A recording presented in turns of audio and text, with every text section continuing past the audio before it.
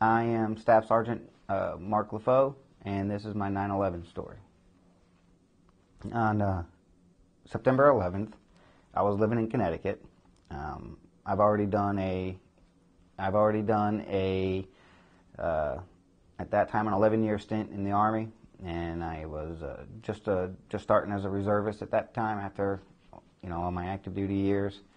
And I was a volunteer firefighter, and I was working at a company doing sound engineering. And I woke up early that morning, about 7:30, got up, and went to go get a haircut that morning, which was about 3 miles from my house. This was in Plainville at the time, Plainville, Connecticut, and on the way to the barber shop is when it hit the news. And I didn't get the full capacity of what they were saying, so I just continued on, went to get my haircut, and sat down in the barber shop, and of course TV was on, and that's what they were watching. So I'm sitting there and I'm watching the news, and I'm just awestruck. I wasn't but about an hour from Manhattan, maybe an hour and a half, maybe an hour and 30 minutes from where I was living. And I'm sitting in the barber chair, and I'm watching this, and then all of a sudden, I witnessed the second plane hit the second tower. And I turned to my barber, and I was like, "Did you just see that?" And and that's how my day started. And it definitely caught me off guard. Finished getting my hair cut, and I ended up going home, and I just went into my truck, to the firehouse, got my gear, and threw it in my truck at the time, and just made a beeline for New York. No questions asked. I just figured they needed some help. And I remember it took forever to get there. Traffic was just crazy bad. As soon as I got more towards the New York state line, it's like the world changed.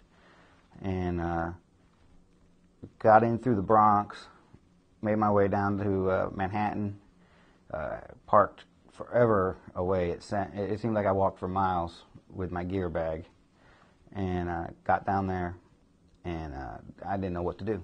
It was crazy. I mean, it was the most crazy thing you could ever imagine. And that was probably around 12 o'clock, maybe a little bit later than that, and no one knew what was going on at that point. Just people were walking around with this look. I guess the only way you could just describe it was the way they described it during the Vietnam War, which was the 100-mile stare. You just stared and then nothing. And when I finally made it down there, it was devastating. The debris, the dust, the smells, the casualties, destruction. It was like nothing you could ever imagine.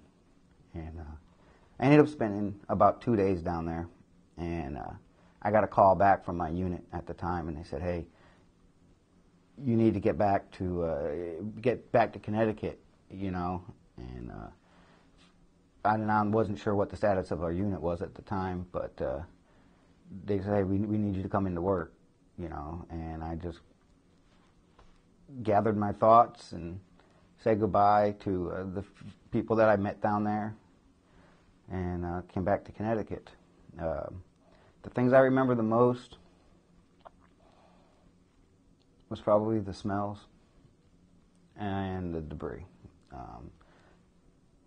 It's just the things that you smelled was it was indescribable, and it took forever to get it out of my mind.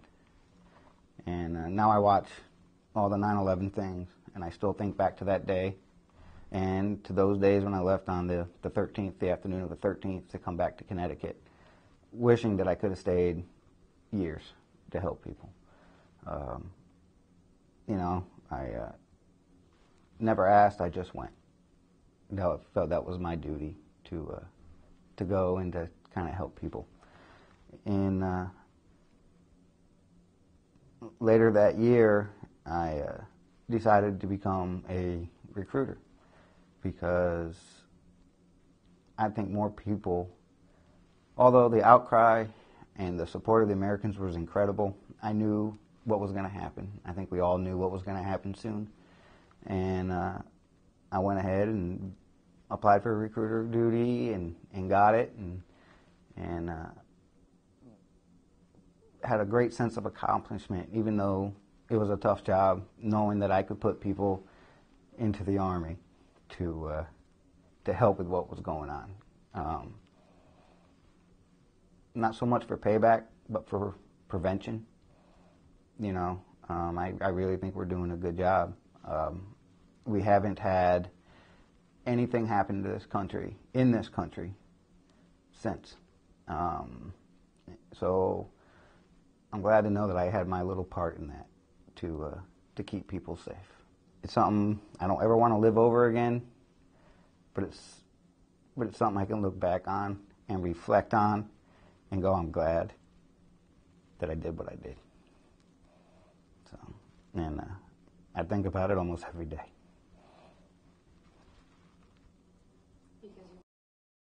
But as soon as you start to watch the things on TV again, then everything comes back very vividly, like it happened yesterday. But I remember signing the panel, and I got a picture of me signing it. And I had tears.